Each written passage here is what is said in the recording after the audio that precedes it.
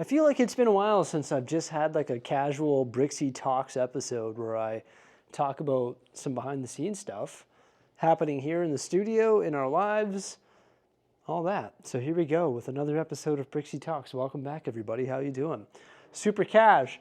So yeah, the other day we made these big changes up here by removing that couch and putting all of the unsorted parts right here. And let me tell you, this was the first day that we were in the studio or back at the studio working in this environment. And it is like night and day. It is just fantastic. It is amazing. We actually sorted one bin, and our goal is to sort one bin a day until they're all gone. So that's what we're going to do. That's how we started the day, by sorting one bin. It's fantastic. Also, we did something else today as well. And the person actually helping us today was my mom. That's right.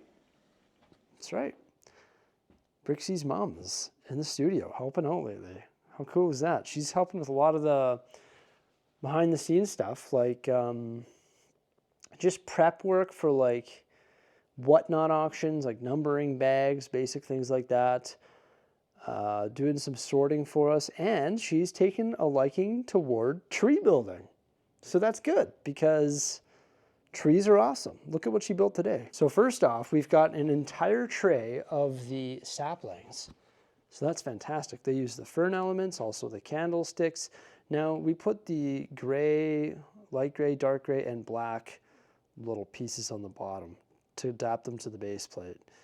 Ideally, we'd like to use reddish brown. I think in order to get those from Lego, we have to order them from Billund, like directly from Denmark, because they're not a bestseller, so they'll take forever to get here. But we are going to do that, and eventually we'll go through and swap them all out.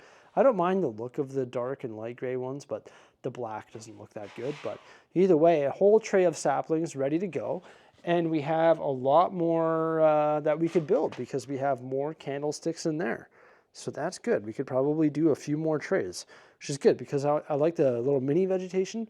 I think it looks good around the bases of the larger vegetation. And also, Mrs. Bricksie and I are going to order the pieces required to build larger spruce trees using the Technic elements, which is excellent. And then we have these ones here. We could probably fill in some of the open spaces a bit by adding some more leaves on there. So we'll probably do that. For example, this might be a bit sparse. So we could do more of this style of stuff and try and bulk it up a little bit.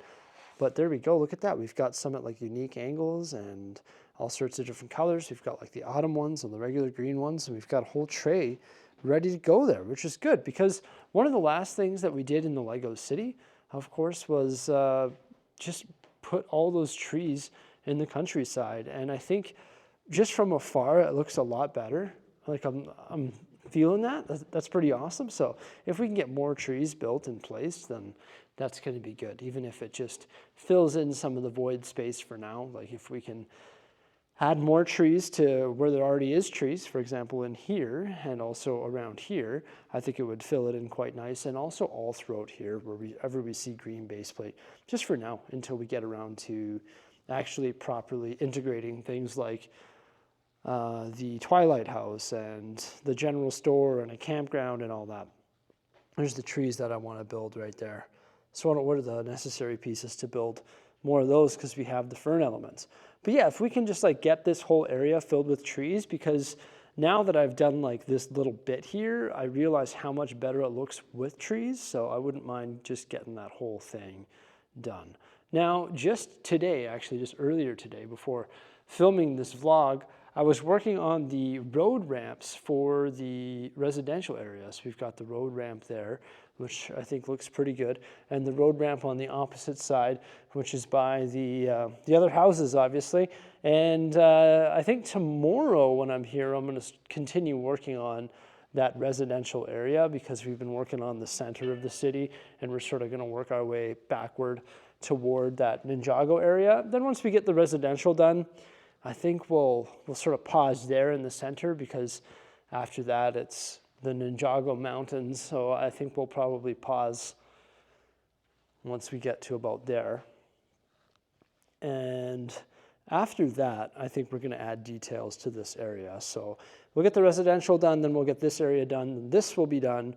Over there will be done. This is another space where we can add more trees and vegetation all throughout these green spaces here, just temporarily until we figure out what kind of mini structures and stuff that we want to build in here. So that will be a really good thing to do as well with more of those trees.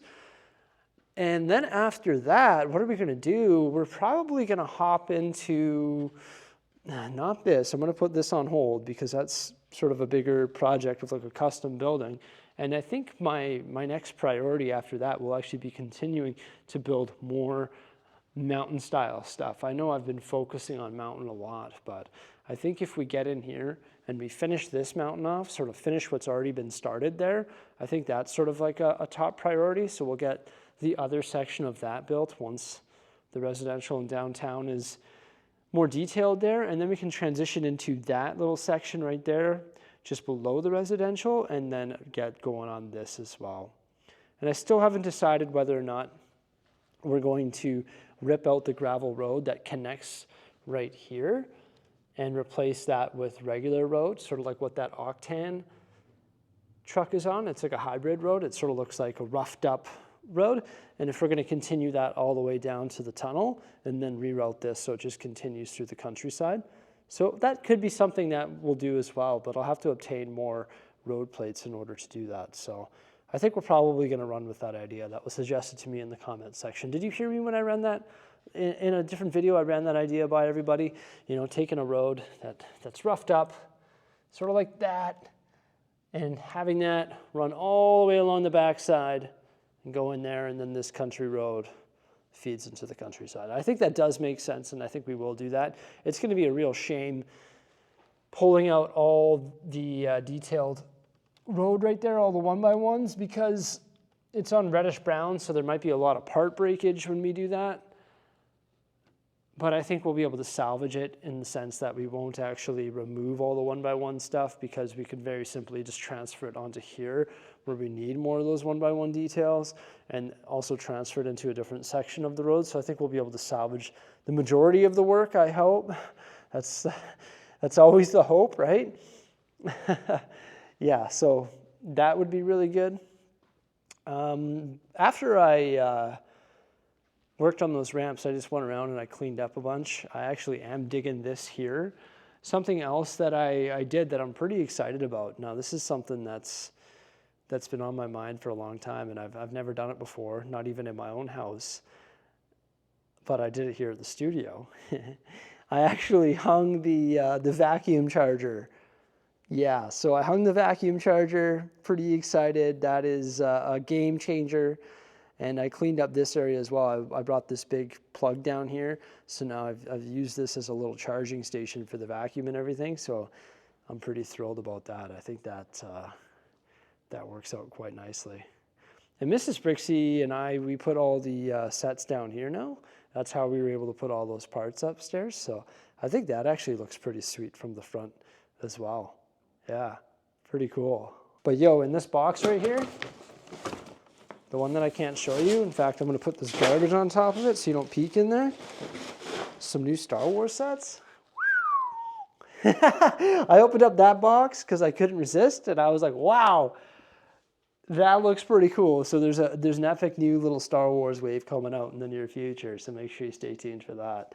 I got the T-Rex placed here, looking pretty sweet beside the great Deku tree. I don't know, I never pronounce it right. I'm so sorry about that. And we recently built the Steamboat Willie set. Not Steamboat Willie. Wow. The steamboat, the river steamboat. I wish it was a Steamboat Willie set that big. I don't know if that would need to be done. But we built the steamboat set, and I haven't placed it yet. So it's still hanging out upstairs here. I'm trying to figure out where we're going to put that.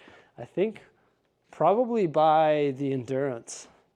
I think it's going to be pretty easy to just slot in right there. Why don't I do that, actually? There we go. I think that makes sense, right? We've got all these ships sort of grouped together. I guess maybe I should slide the Titanic down. That might make sense because the Titanic's on the far side there. So I should maybe slide it down. But there you go. I just made some room by shifting over the globe and then shifted everything over, and it made space for the River Steamboat, the Amelia. Beauty. Well, there we go. That was easy enough to do. Cleared up that little counter space. Oh, I should place another set too. Hey, the McLaren P1's just chilling right here. Okay, where can I fit that? Is that going to fit where these Speed Champions are? Where do I move this one? It goes on the top, I guess. I put the soapbox racers up here too. They're just randomly placed with all these little, with all the other supercars, I should say. There you go. I will admit, everybody, my Lego Speed Champion displays are becoming a little bit crowded. Like, I have all these vehicles in here, and their minifigures are sort of displaced. And then I have all these ones, not really any minifigs on display. They're sort of crammed on the shelf there. So are these ones here. There's some minifigures in here. They were all just like walking around the mansion or whatever. And then I have this display cabinet up here, like this display case. So that looks pretty good, but the other ones are pretty crowded. And the vehicle shelf itself is just becoming very crowded. Like, I've got the Mercedes up top there, but I put the McLaren P1 on the top. That looks good. Look at that. We've got all the supercars together there. But yeah, this is becoming very crowded. And for some reason, I'm using it as my dumping ground. Like, we've got those soapbox cars there. I've got these guys. When the kids are older, I'm going to give them to them. I don't know if I want them to lose these figures or take the head off and swallow the head. You know what I mean? It's just not the right age yet. Give those to the kids eventually. But yeah, it's becoming a little bit crowded. So, I don't know. It's sort of a dumping ground, and a lot of like vintage sets just sort of hanging out here and just like random things. So I sort of need to tidy that up. Need to tidy that up in a big way. But at least I got the McLaren P1 on display with the other supercars. So that is good. You know, this might be a little bit crazy and it might be a little bit early to do this, but I am thinking of doing my wraparound shelf idea like sooner rather than later. I've always said the end game for the shelving rooms is to do the wraparound shelf idea. And I would probably start with this room here because we have this space right there between the wall and the cabinet, and we could do the wraparound shelf idea. Cut a hole in the bottom for the vents, get those little plastic vent things to redirect the air in here. It would keep it better insulated both in the summer and winter. Might be time to do that because it would unlock 1, 2, 3, 4 more cabinets in this room. And then over here, it would unlock 2 or maybe even 3 more cabinets. So it'd be like another 7 cabinets. And it would be epic. and you know, we're not running out of space. Like, there's still lots of space, but it might be nice to have that space to free up more space from the displays so I can better display stuff like those Speed Champions. They're looking pretty grouped in there. But when we flew the drone the other day, you saw how much space was in the city. And when I did my crazy example of moving the downtown here, you saw how much space was there as well. So there's definitely lots of space for the taking. And that's not even factoring in the diorama idea underneath the Lego City where we have the subway or the little train shelf too. Yeah. Life at home is good. Life at home is good. Like, the kids are growing up fast. They are growing every day, walking, talking, pooping. Yeah, they're doing all that stuff, so that's good. And healthy. But they've been getting sick a lot because they're in daycare. So Mrs. Bricksie and I have been getting sick a lot as well. Mrs. Bricksie's been sick for like 2 weeks or something like that. She's going to the doctor tomorrow, so that's good.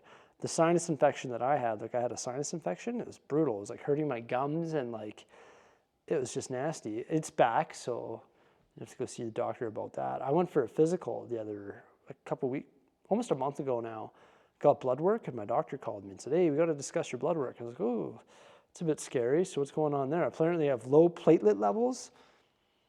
So that's not good, but apparently that could be from the antibiotic that I was on. So we're going back for more blood work to double check on that, see how that is.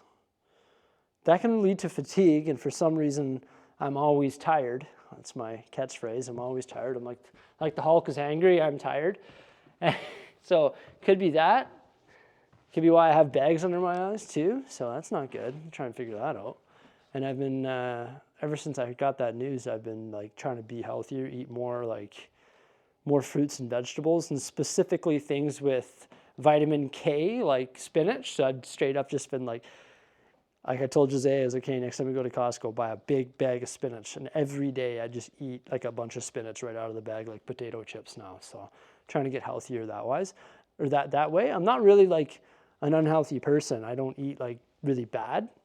I do drink, I drink a normal amount of coffee. Like I'd say 1 to 3 cups of coffee a day, which is probably a little bit too much, but I do try to counteract it with water, right? That's a little bit of health behind the scenes talk for you there. But yeah, we got trees built. We're making progress in the Lego City, and we just tidied up the shelves a bit. We've been working on sorting parts. Up here is phenomenal. Kids are healthy. I'm trying to get healthier, and we placed the steamboat in the McLaren P1. It's a little behind the scenes talk for you there, everybody. Hope you enjoyed it. Please remember to like, subscribe, and stay tuned for some more great stuff coming out on Bricksie Talks, and stay tuned for more drone footage too, because I'm going to be flying that thing again in the very near future. Farewell.